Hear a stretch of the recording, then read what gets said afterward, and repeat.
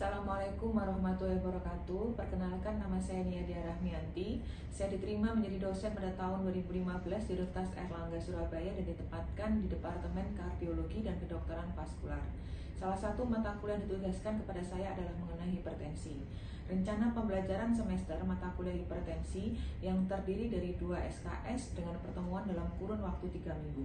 Mata kuliah ini membahas tentang gejala dan tanda, prosedur diagnostik, tata laksana, komplikasi, prognosis, serta upaya preventif terhadap penyakit hipertensi. Capaian pembelajaran didasarkan pada 3 komponen, yaitu keterampilan, sikap, dan juga pengetahuan. Berdasarkan sikap, mahasiswa diharapkan mampu berkolaborasi dengan dokter, keluarga, dan spesialis lain dalam penanganan hipertensi. Selain itu, dapat mewaspadai dampak hipertensi terhadap organ, sistemik, dan vaskular, mewaspadai hipertensi sebagai faktor resiko mayor penyakit kardiovaskular, juga mewaspadai pengobatan hipertensi yang kurang adekuat atau berlebihan. Diharapkan juga mahasiswa dapat memotivasi pasien untuk patuh minum obat anti hipertensi dan juga berperan aktif dalam pencegahan hipertensi, deteksi dini, dan program pengobatan di dalam komunitas. Berdasarkan keterampilan, mahasiswa dapat mengukur dan menginterpretasi tekanan darah dengan menggunakan tensi manual maupun otomatis. Kemudian mahasiswa dapat mengevaluasi pasien secara komprehensif, termasuk pemeriksaan yang lain, yaitu pemeriksaan tes darah, rekam jantung, ultrasonografi, Arterial Blood Index, dan juga fondoskopi. Kemudian berdasarkan pengetahuan, mahasiswa dapat mengerti tentang definisi dan klasifikasi hipertensi, patofisiologi hipertensi, tekanan darah sentral dan hubungannya dengan tekanan darah brachial, etiologi dan patofisiologi hipertensi sekunder, dan juga bentuk hipertensi sekunder yang lain, serta interaksi antara regulasi tekanan darah dengan sleep apnea. Capaian pembelajaran mata kuliah hipertensi, mahasiswa dapat mendiagnosis dan mengobati berbagai jenis hipertensi, mengintegrasikan hipertensi dalam evaluasi resiko kardiovaskular secara menyeluruh, mengidentifikasi hipertensi sebagai faktor resiko penyakit-penyakit jantung yang lain, misalnya penyakit jantung koroner, gagal jantung, penyakit cerebrovaskular, penyakit arteri perifer, gagal ginjal, atrial fibrilasi, dan juga disfungsi kognitif. Metode pembelajaran mata kuliah hipertensi dapat berupa luring dan daring. Daring atau luring terbatas untuk kuliah, diskusi, dan tanya jawab, serta penugasan mandiri. Media yang digunakan dapat menggunakan komputer atau laptop, dan untuk daring menggunakan aplikasi Zoom. Inovasi pembelajaran yang kami lakukan dapat berupa bedside teaching dan juga presentasi kasus. Waktu pembelajaran di setiap sub mata kuliah yaitu sebanyak 1 kali dengan maksimal 50 menit. Bedside teaching sebanyak 1 kali 70 menit dan belajar mandiri sebanyak 2 kali 60 menit. Diharapkan dengan adanya inovasi berupa bedside teaching dan presentasi kasus, mahasiswa tidak hanya mendapatkan pengalaman belajar secara teori dengan hanya mendengarkan kuliah, tetapi juga dapat berinteraksi dengan pasien. Asesmen pembelajaran dapat berupa penilaian dan indikator baik hard skill maupun soft skill. Hard skill berupa ujian tulis, penyelesaian kasus secara tertulis dan atau lisan, serta pengisian logbook. Sedangkan soft skill dapat berupa kemampuan menjawab soal, keaktifan diskusi dan tanya jawab, serta mengumpulkan tugas dengan tepat waktu. Bobot nilai dari masing-masing item dengan total untuk minggu pertama sebanyak 40%, minggu kedua 30%, dan minggu ketiga 30%. Demikian yang bisa saya sampaikan. Terima kasih. Wassalamualaikum warahmatullahi wabarakatuh.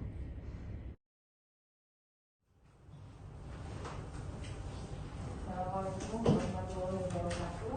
Waalaikumsalam warahmatullahi wabarakatuh. Hari ini kita akan membahas tentang hipertensi ya. Oke. Sebagai pendahuluan, apa sih hipertensi itu?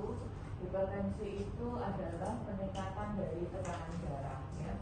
Jadi ketika darah itu melalui pembuluh darah itu akan menghasilkan peningkatan dari rate ya, dari tekanannya. Kemudian diukur dari dua number, jadi seperti 120/80, 130/90, 140/70 seperti itu. Jadi angkanya itu ada dua varian, yang atas untuk sistolik dan yang bawah untuk diastolik. Yang normal dari tekanan darah itu adalah kurang dari 120/80. Kemudian sekarang itu memang hipertensi itu banyak dan bahkan seringkali tidak istilahnya tidak terdeteksi. Jadi kita sebutnya sebagai silent killer. Maksudnya diam-diam tiba-tiba nanti dia langsung manifest, kemudian membuat pasiennya ada komplikasi langsung meninggal dunia seperti itu ya. Jadi untuk hipertensi yang berat juga bisa menyebabkan nyeri kepala, kemudian sindroma sampai mengantuk, sampai koma seperti itu. Jadi macam-macam. Jadi bisa derajat yang ringan sampai yang berat. Nah, apa sih hipertensi itu? Jadi 90 hipertensi secara dasar bagi dua. Ada yang hipertensi primer atau idiopatik, ada yang hipertensi sekunder.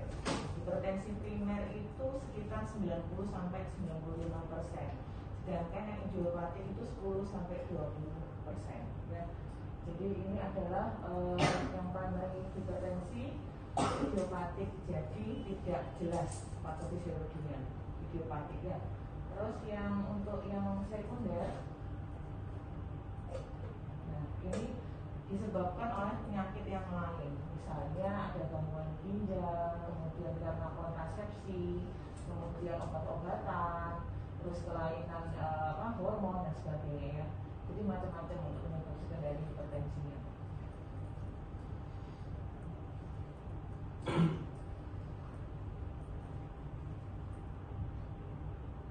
Nah, ini adalah basic untuk pengukuran tekanan darah. Jadi tekanan darah itu adalah cardiac output yang dikalikan dengan perifer resisten atau tahanan perifer. Cardiac output sendiri itu adalah heart rate dikalikan stroke volume. Dan kalau hipertensi itu dia adalah peningkatan dari cardiac output dan atau peningkatan dari tahanan perifer. Nah ini ya gambarnya ya. Jadi dia juga mempengaruhi dari muscle preload, kontrabilitas dan juga afterload yang dari cardiac output kemudian dikalikan dengan heart rate. Ya, seperti itu. Nah ini penyakit apa aja yang bisa menyebabkan atau bisa disebabkan oleh hipertensi? Ya, jadi hampir semua. Yang pernah saya bilang tentang kardiovaskular continuum seperti itu ya. Jadi penyakit jantung koroner, gagal jantung, stroke, gagal ginjal itu bisa disebabkan oleh hipertensi. Jadi penyakit hipertensi itu bisa melibatkan semua pembuluh darah dari ujung mata sampai ujung kaki itu bisa terkena akibat dari hipertensi. Nah, patofisiologinya apa aja ini? Ada kakuan arteri, kemudian neurohormonal dan otonom disregulasi, adanya proses aging pada kidney, insulin resisten, endothelial dysfunction dan molekular mekanisme. Ini adalah arteriosclerosis. Biasanya pada usia lanjut dia ada penebalan dari arteri pembuluh darah. Dia tunika intimanya atau tunika medianya menebal sehingga lumennya bisa menyempit. Nah ini ya penebalan dari tunika intima dan tunika media. Kemudian adalah di posisi dari kolagen, peningkatan dari fibronectin dan juga konsentin dari peningkatan glukosilasi produk. Nah ini yang saya bilang kemarin tentang kalau pada usia lanjut ada namanya autoregulasi sistem. Jadi kalau pada usia lanjut dia ada pergeseran dari ini. Ya, jadi kalau pada usia muda misalnya ada pressure-nya di sebelah sini, pada usia lanjut dia bergeser. Ya, jadi memang untuk pada usia lanjut untuk batas tensinya berbeda. Nah, apa aja risk factor dari hipertensi? Yang pertama, yang tidak bisa dimodifikasi, misalnya karena jenis kelamin. Jadi kalau di dunia itu memang penderita laki-laki lebih baik daripada perempuan. Kemudian kalau sudah menopause, justru perempuan itu yang terkena lebih banyak daripada laki-laki.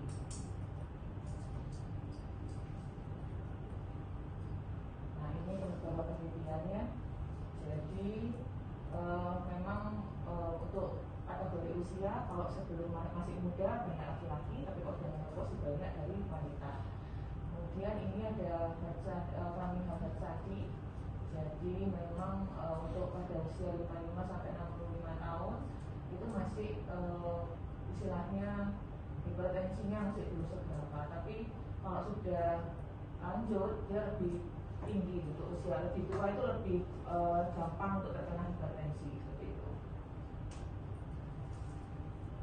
genetik ini juga kalau misalkan dia ada riwayat dari keluarganya terkena hipertensi, dia mempunyai resiko 3,8 kali lebih besar atau sekitar 4 kali lah ya kalau misalkan, jadi 4 kali lebih besar untuk terkena hipertensi.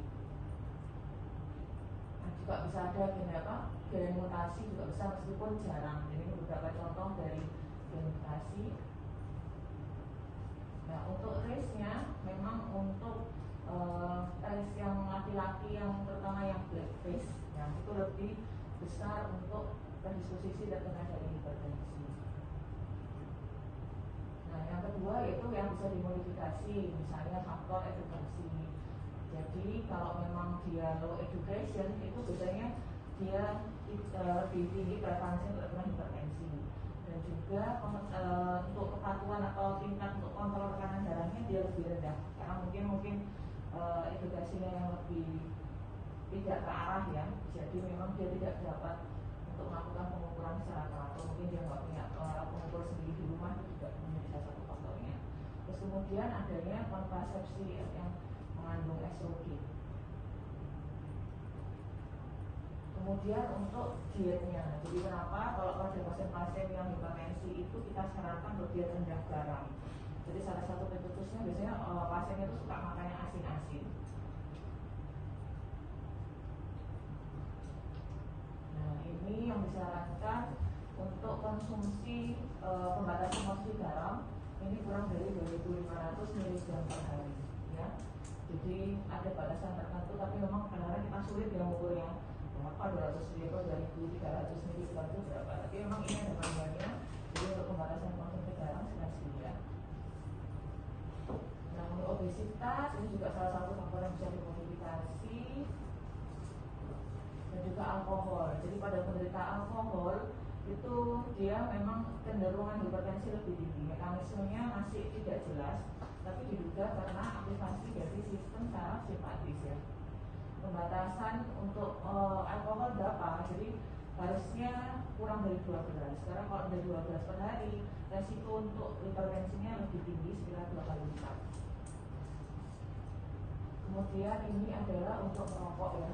Kita ketahui rokok itu dia nanti akan menimbulkan plak, kemudian nanti dia akan meningkatkan oxidative stress, endothelial dysfunction, salah satunya bisa hipertensi, yang lain bisa apa ya, kayak jantung koroner, seperti itu. Jadi memang kalau rokok itu bisa menyebabkan komplikasi yang banyak. Dan jangan salah, passive smoker ini juga bisa meningkatkan resiko adanya untuk terkena penyakit jantung ya. Jadi nggak cuma yang aktif aja, yang pasif juga bisa kena. Kemudian adanya konsumsi dari kafein.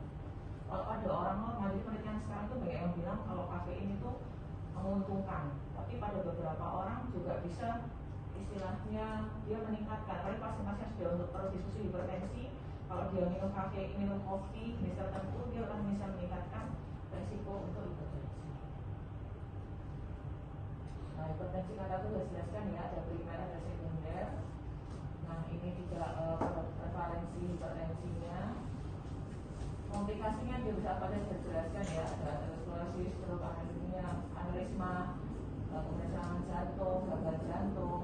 Jadi semua yang bisa kena karena hipertensi. Nah, ini klasifikasi yang kita pakai ABCS. Salah satunya dari CMC 7. Jadi kalau normal itu target tensinya kurang dari 120, sistoliknya dan atau diastoliknya kurang dari 80, prehipertensi 120-129 dan atau 80 sampai 89, hipertensi stage 1 140 sampai 159 dan atau diastoliknya 90 sampai 99 dan hipertensi stage 2 dari 160 dan atau diastoliknya lebih dari sampai dengan 100 ya. Terus kemudian ini jadi untuk algoritma dari pengobatannya. Jadi kita memakai istilahnya untuk dosisnya kita pakai dosis yang rendah. Jadi kalau tanpa komplikasi misalnya stage 1 kita bisa pakai golongan tiazid, kemudian bisa dipertimbangkan golongan ACE, ARB, beta blocker, CCP maupun kombinasi. Untuk stage 2 biasanya langsung 2 kombinasi, tapi kita pakai dosis yang rendah. Jadi combination pada dosis yang rendah ini. Nah, ini beberapa guideline dari S7, SH, NICE maupun CSH. Di mana semuanya memang merekomendasikan bahwa dosisnya harus dosis yang rendah dengan penggunaan 2 obat atau kombinasi. Nah, manajemennya itu kita multiple hipertensif drug dibutuhkan untuk mencapai target tekanan darah, ya, seperti itu. Nah, kesimpulan bahwa hipertensi dibedakan menjadi hipertensi primer dan hipertensi sekunder. Untuk identifikasi awal dari hipertensi mempunyai peran yang sangat penting untuk diagnosis. Kemudian algoritmenya dan treatmentnya juga berperan pada penanganan. Nah, demikian materi yang sudah saya sampaikan. Mungkin ada pertanyaan? Monggo silakan. Jonathan. Ini mungkin saya lebih bertanya kepada kayak pilihan obat yang meninggal. Iya. Soalnya kan itu tadi kita bisa pilih antara yang berbagai jenis obat. Spesifiknya yang saya bingung itu di bagian yang calcium channel blocker atau kan itu dia dibagi menjadi ada dihidropiridin sama dihidropiridin. Yang dihidropiridin kan kayak amlodipin yang saya sering terdengarnya kan amlodipin. Tapi kalau misalnya dihidropiridin yang kayak glutiasam terapamil, apakah itu bisa didahulukan sebelum amlodipin? Jadi kita lihat dulu tergantung dari kondisi pasiennya. Yang pertama kita memang memilih golongan yang seperti diasid. Itu memang kalau kita sebut ada hipertensi resisten, ya. Kita bisa bicara sedikit mengenai topik hipertensi resisten, ya. Jadi kalau hipertensi resisten itu penggunaan 3 obat atau lebih, tetapi sudah dengan penggunaan dari diasid. Jadi memang diasid itu kita kategorikan sebagai golongan obat yang awal. Kemudian bagaimana dengan CCB? CCB memang dibagi menjadi 2, hidropiridin dan non-hidropiridin. Tapi kita juga harus lihat tentang implikasi klinisnya ke pasien. Jadi misalnya pada pasien-pasien yang dia tidak bisa targetnya dengan tekanan darah 100, kalau usia muda, ya, tidak bisa dengan target 140/80, kita makanya gunakan yang short acting dulu. Tapi kalau memang dia dengan ada komplikasi misalnya dengan heart rate-nya yang sangat tinggi, takikardi atau aritmia, kita lebih prefer menggunakan golongan yang diltiazem seperti itu, ya. Terus kemudian pada pasien-pasien yang ada CKD atau gangguan dari ginjal, kita lebih prefer untuk golongan yang CCB yang amlodipin. Jadi kita sesuaikan dengan indikasi klinisnya yang mana. Itu ya, Bu, ya. Ada pertanyaan lagi? Sudah? Jonathan? Kenapa? Saya mungkin bisa bertanya, untuk pilihan terapi tadi kan beberapa guidelines bilang kalau memang harus sedikit dan kombinasi, dok. Nah, mungkin ada alasan kenapa nggak boleh dosis sesuai atau dalam satu macam obat saja? Nah, jadi untuk kenapa kita pakai dosis kombinasi, seperti kita tahu bahwa obat itu mempunyai setengah atau waktu paruh obat. Jadi masa kerja obat itu ada kalanya dia kapan ketika minum, misalnya kita minum jam 7, obat itu kan tidak langsung bekerja, ya. Jadi obat itu bekerja kira-kira jam 8, 2 jam setelah diminum dia baru sampai, atau 4 jam setelah diminum dia baru sampai lalu kemudian bekerja. Dan dia mencapai paruh waktu puncaknya kira-kira 4-6 jam. Kemudian dia setelah itu turun.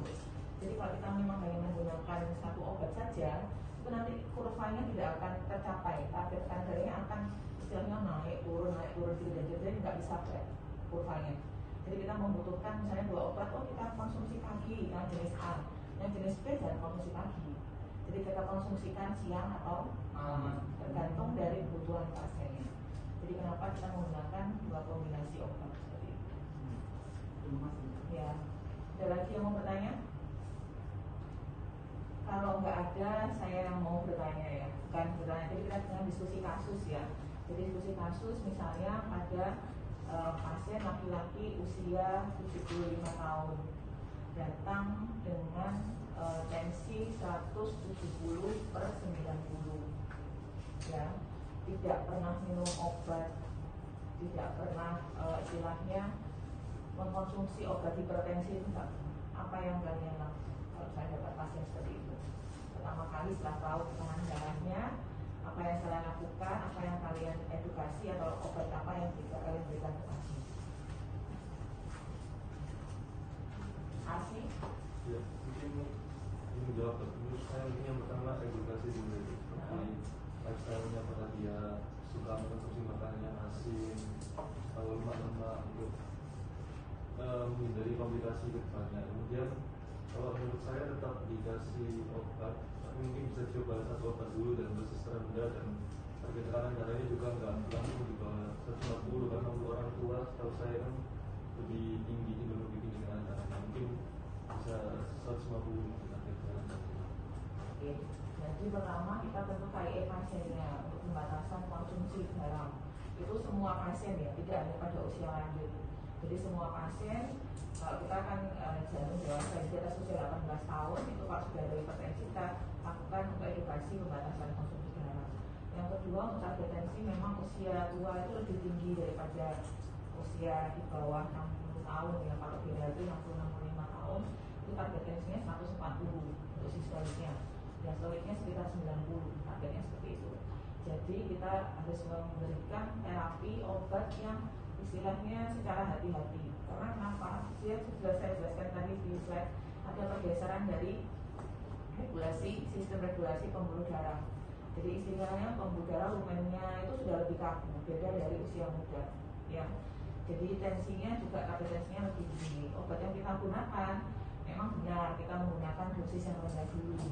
Kenapa? Karena kalau kita langsung pakai dosis yang tinggi, biasanya pasiennya ada keluhan, liang, pusing, kayak gitu. Jadi kita gunakan dosis yang rendah.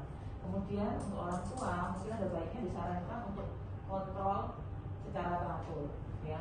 Jadi untuk kontrolnya mungkin didampingi sama keluarganya, karena biasanya tingkat kepatuhannya lebih rendah, ya. Karena pengobatan hipertensi itu kan tidak jangka pendek, tapi jangka panjang.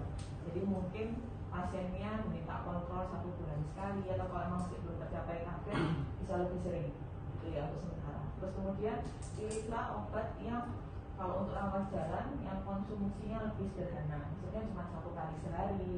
Jangan mau pilih yang short acting yang 3 kali. Biasanya 1 kali aja dia belum tentu diminum, apalagi yang 3 kali sehari, seperti itu ya. Jadi konsumsinya yang memudahkan untuk pasien.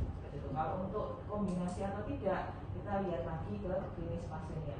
Kalau misalnya dia dengan kombinasi 2 obat dia cenderung lebih rendah sakitnya, kita bisa menggunakan 1 obat dulu, ya. Seperti itu ya, kasih. Oke. Kalau nggak ada, saya tutup ya pertemuan kali ini. Kita ketemu lagi di pertemuan tentang hipertensi yang berikutnya. Demikian bisa saya sampaikan. Terima kasih. Wassalamualaikum warahmatullahi wabarakatuh.